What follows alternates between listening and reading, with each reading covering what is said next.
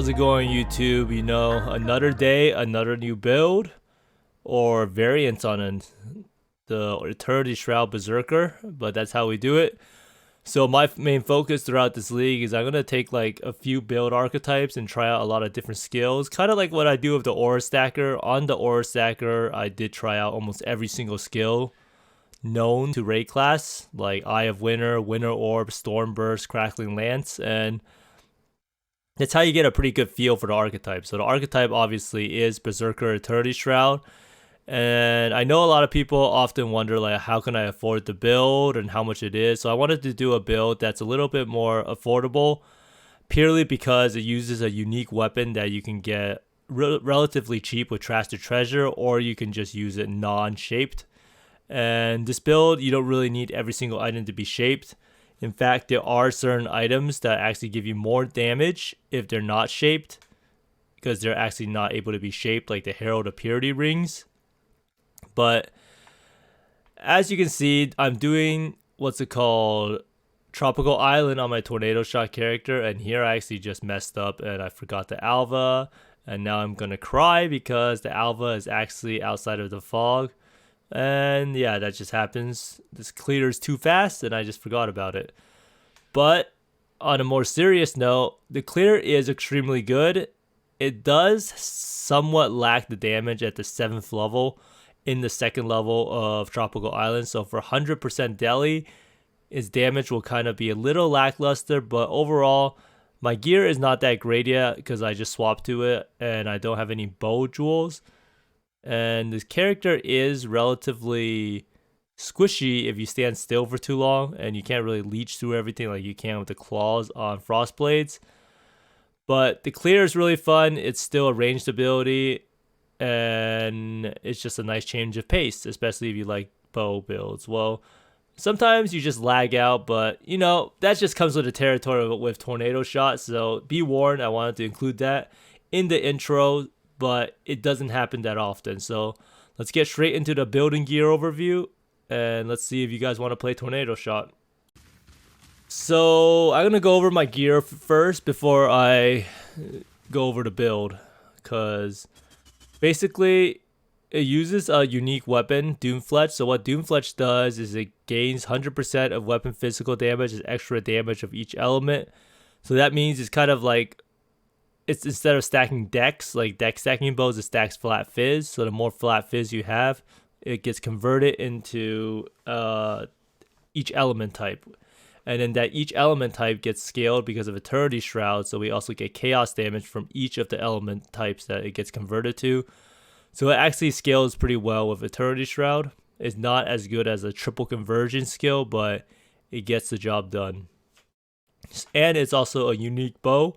So it's very easy to afford, and it doesn't require you spending 100x to make like a rare shaped wand or rare shaped claw. So this roll here, you pretty much just want the roll to have a super high flat fizz and an attack speed roll. There's not really many other rolls on it. And the bow does not need to be 6-linked, although you could get it 6-linked and run the, the Tornado Shot in here instead of here. But because on my Eternity Shroud I have +1 gems and 47% increased damage, I am choosing to run the Tornado Shot in here instead. But you could choose to either get the bow 6-linked or the Eternity Shroud 6-linked. And for the Eternity Shroud, you pretty much just want to have high life, and you need to make sure that this one mod here gains percent of elemental damage. Extra chaos damage is 5%. Now for the helm, I'm using Asenath's Chant. And ideally, you should have Sniper's Mark Curse effect. You could also have Berserk effect. And you can also have Tornado Shot fire as a secondary projectile. This was the only Asenath's Chant that was on the market with enchant that benefits me. So if you wanted to get a different enchant, and I do think that the secondary projectile for Tornado Shot is the best enchant, you'll probably have to pay a lab runner some money to do it. Now, this helm here, you can also trash the treasure, an iron circlet, I think, and you would then use the prophecy. When you use the prophecy on a helm, it keeps the influence mod. So you can make a shaped Asenath's Mark and then use the prophecy, and it'll become a shaped Asenath Chant. I was actually able to make this helm that way. Now, This is the same amulet that I've been using in my last few builds. Now this amulet is pretty good because it has a lot of flat fizz on it. And then it also has multi, and it also has game fizz as extra lightning. And lastly, we crafted off with 54 life and 30% increased effective non-damaging ailments, which allows us to scale our brittle and scorch for secrets of the suffering. Now, I also anointed ballistic mastery because I was missing a lot of prod speed. I also think tenacity is a very, very good enchant if you have enough prod speed. I just pretty much did ballistic mastery because it was really, really cheap. Now, this quiver here is also shaped. Now, what I wanted to get on the quiver is +1 chain because it helps out the clear speed a lot. And it also helps out on single target because it lets the projectiles chain off the Hydra Spear. Now, what you pretty much want on the quiver is flat fizz, you want life, you want weapon elemental damage, you want crit multi, and you want attack speed. And there's also another mod which is frenzy charge caned on crit. But if you can't get those things, you could just try to get a +1 chain quiver. It's pretty good, and I think it's actually mandatory for clear, and it helps out a lot. And the quiver doesn't need to be shaped. If you can't get a shaped quiver relatively affordable with chain, then you can settle for something else.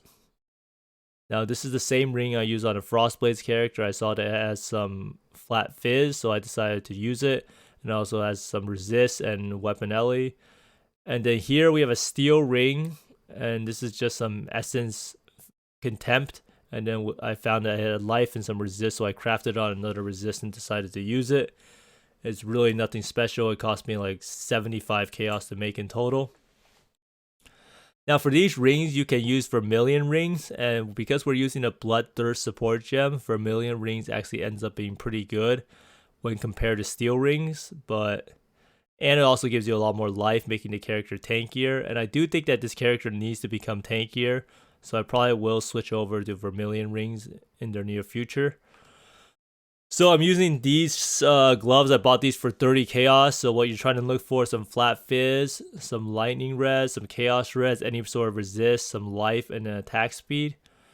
Now you could also choose to use Tomb Fists and use 2 Abyss Jewels. And even though it's not shaped because you get Intimidate, it actually ends up being more damage. And you can also get a multiplier. You can also get attack speed if you crit recently. So Tomb Fist is another very good option. You could also get a good corruption on them for like LE weakness on hit or something like that, which would help out a lot for clear. So next we have the Headhunter belt. If you can't afford a Headhunter, I would advise you to use a Stygian and use another Abyss Jewel. Abyss Jewels are very, very good in this build. You can get an Abyss Jewel with life, flat fizz, attack speed if you crit recently, and it ends up being a lot of damage. And next, I bought these boots and I sold off my other Shaper boots because it turns out that Shaper is not really worth losing Elevated Onslaught and Elusive because we can't really get Elusive without Nightblade. Since we can't use Nightblade since we're using bows, that means that this node is also too far away. So Elusive is actually a huge boost to survivability and clear, so I decided to pick up this pair of boots instead of my old pair of boots. Now the problem with this pair of boots is I have to get an enchant on it in order to get weapon pen, or pen if you haven't killed recently. And that is actually pretty noticeable on single target not having that enchant. So I will probably switch this pair of boots out. It just was the only pair that I could buy at the time. And I think I bought it for 50 exalts. So you can see here, most of the cost of the build is relatively cheap. The only thing that really stands out for being like insanely expensive is the boots and the Headhunter belt, but you can replace that with a regular Tailwind boots and this with a Stygian belt. And all these other pieces are pretty negligible in cost in the grand scheme of things. And most of the cost is honestly this, and Awaken GMP and the links. And then of course the flask, we have Bottle Faith, which is absurdly expensive. I'm still using Taste of Hate for some damage reduction from Fizz. And then Dying Sun with the additional projectiles help out a little bit. And then Quicksilver of Adrenaline. And then Diamond Flask of Acceleration for some attack speed. So now let's get into the tree and the build overview. Now that you know exactly what I have for my gear. So this is pretty much the tree. And this tree is very similar to my last builds. But the difference is that we pretty much do not really go super far up because we don't really need any of the nodes up here. I know some people like to use lionized vision here to get the claw nodes, but this build is also like kind of point starved because we're a marauder. So for the marauder, we take the regular ascendancies with crave to slaughter, aspect of the carnage, and the blitz charges. I think that's pretty standard. So we pretty much path out of here, get the life nodes here, pick up the jewel socket and another jewel socket here, and then we end up getting this because it's pretty good damage with projectile speed.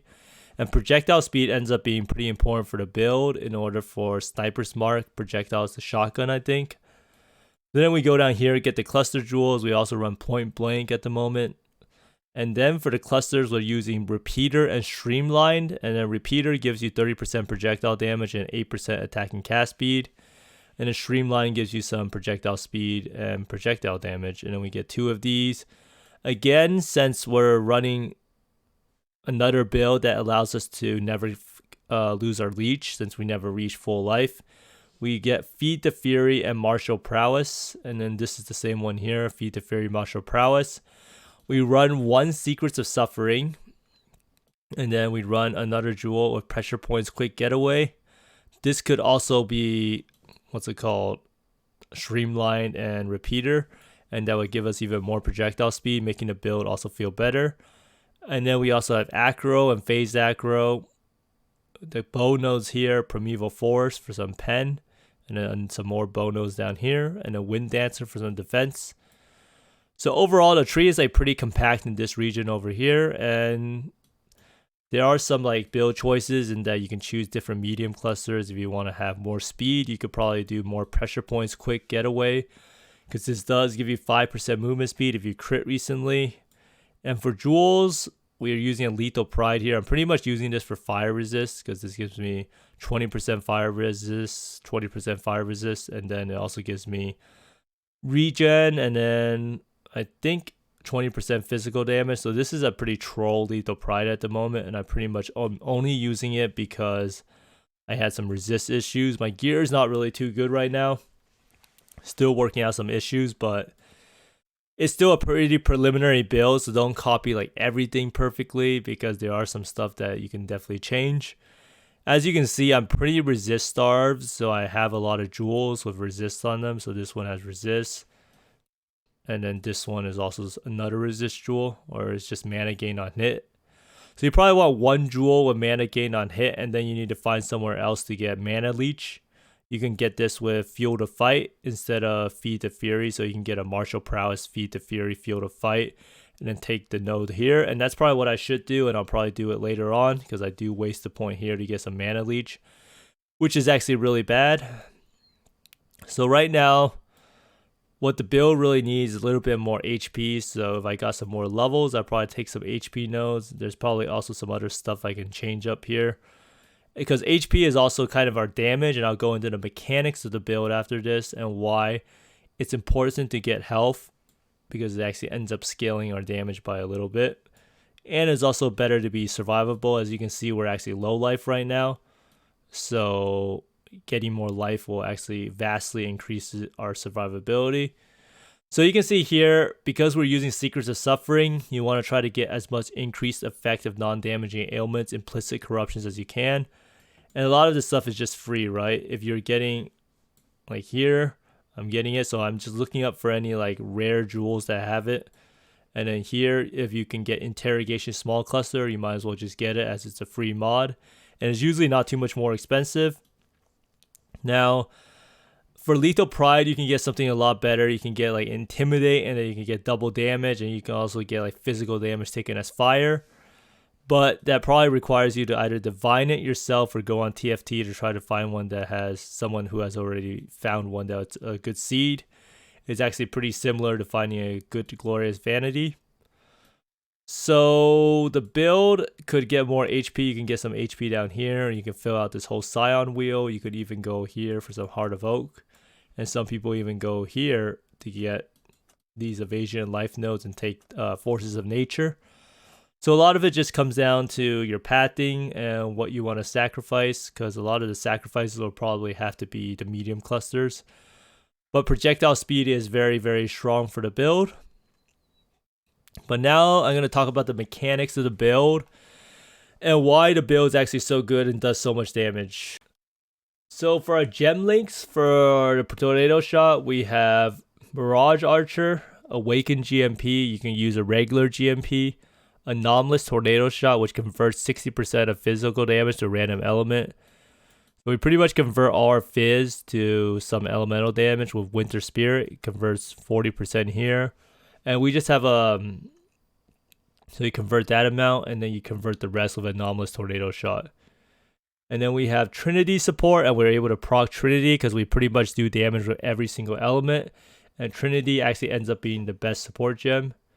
And then we use Bloodthirst, and the nice part about Bloodthirst is that this is what allows us to scale our HP and also give us damage at the same time. So what Bloodthirst does is it gives you added physical damage with weapons equal to 2% of maximum life while on low life.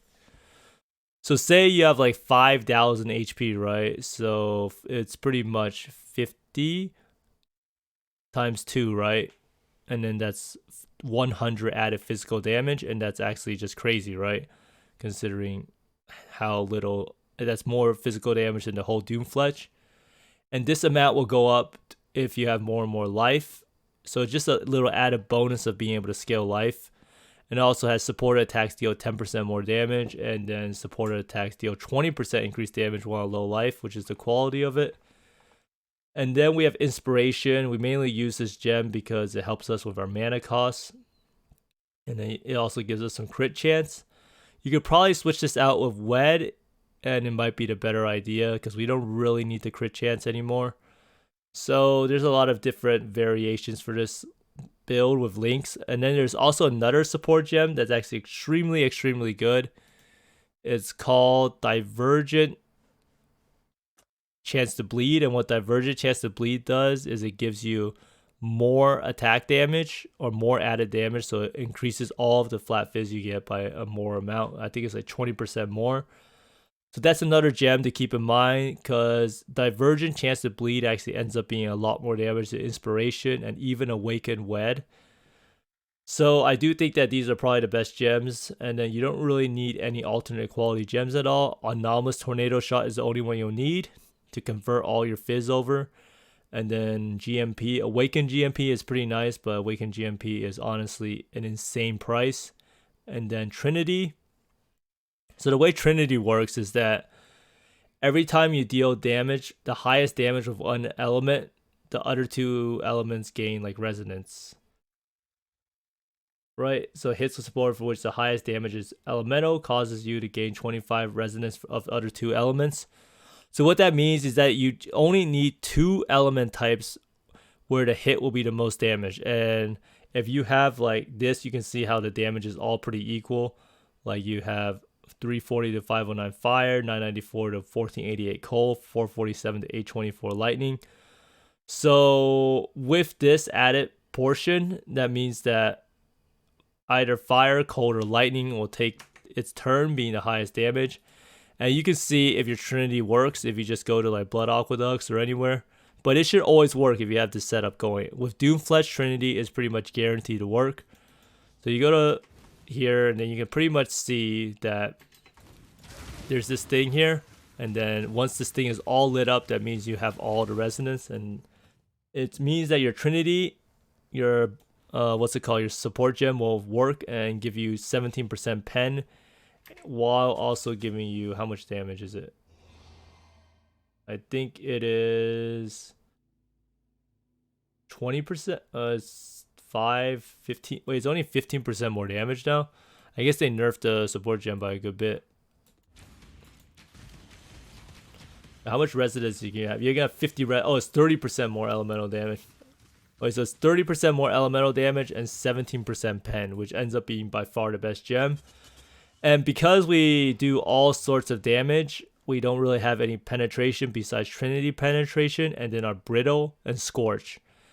The Scorch ends up giving us another 20% elemental penetration, and Brittle gives us our capped crit, because right now we're not really capped crit. So Secrets of Suffering is the whole key to this build.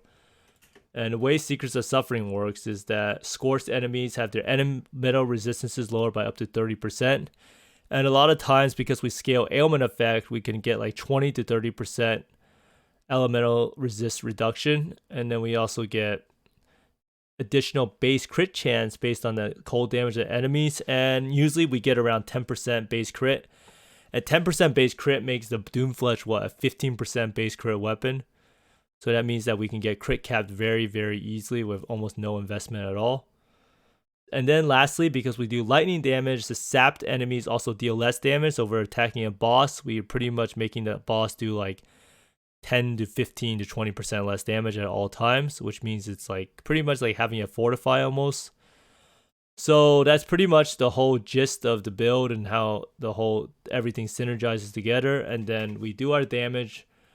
Also, because of Sniper's Mark is linked to Enhance, which also makes it give more quality for 11% increased damage from projectile hits. So Sniper's Marks makes it so that we get 46% increased damage. So that's just absolutely crazy. And then it also kind of shotguns because of the line that projectiles which hit cursed enemies split towards 4 additional targets.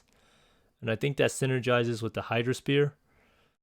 And a Hydra Spear allows the projectiles to chain, and it also gives you some cold and lightning exposure. And here we also have Steel Skin in our Asenath's Chant. So whenever we attack, we can eventually get Steel Skin, which gives us a 2400 HP buff or shield. That's up like pretty often. Now 2400 HP is a lot because we're playing Petrified Blood, and Petrified Blood makes it so that hits only deal like 40% of life loss is prevented. So pretty much it removes 40% of the hit and then like smooths it out by taking damage over time. 76% of life loss is lost over 4 seconds. So what this means is that leech is really important, and that stops us from dying from big hits. So that's how we can survive with 2.5k life. So that's why Steel Skin is so strong, as it gives us a 2.4k buffer on top of this Petrified Blood. Now, one thing to note is that Petrified Blood does not help against dots. So bleeds, poisons, or any ground degen is extremely, extremely bad. So when you're doing Delirium, you need to watch out for any stuff on the ground or Cyrus, and you need to pay extra attention to it. Otherwise, you'll just end up dying super, super fast. But basically, you want to stack as much Flat Fizz on your gear as possible. So Flat Fizz on everything, Flat Fizz on your jewels, Abyss jewels, your gloves, your rings, your amulet, and then make sure you have a max roll on your bow, and that's pretty much it. Stack Flat Fizz, use Eternity Shroud, use shaped items if you can, and then that's how you deal maximum damage. And Tornado Shot is able to be used as both a clear skill and a single target skill with this setup.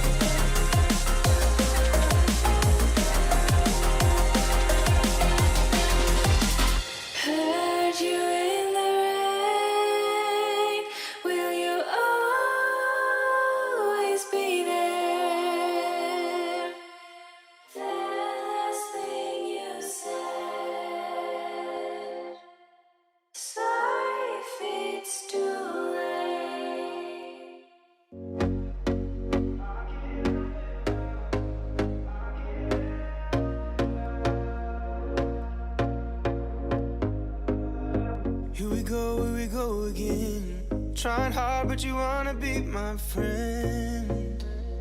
Ain't no place to hide, ain't no one to run to. Here we go again. Call my bluff, I'ma be here till the end. I'm the one you ride, I'm the one you ride to. If you don't wanna change, ain't no place to hide, ain't no one to run to. If you don't wanna change, I can help you out, I can help you out, I can help you out, I can help you out, I can help you out, I can help you out. Here we go again. Time is up and I'm calling up my friends. Ain't no wonder why, ain't no one to ride to. Here we go again. Call me up and you wanna be my friend. I'm the one you ride, I'm the one you ride to. If you don't wanna change, ain't no place to hide, ain't no one to run to. If you don't wanna change,